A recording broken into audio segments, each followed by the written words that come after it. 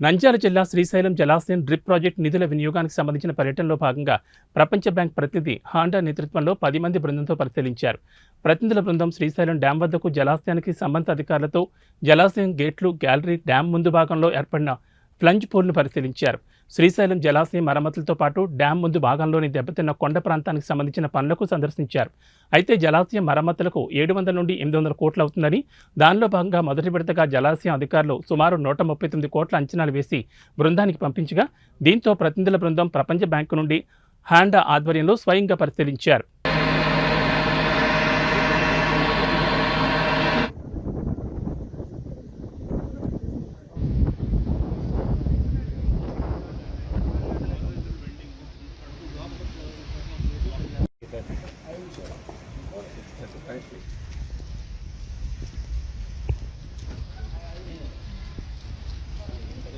The motor is what is the power of the motor?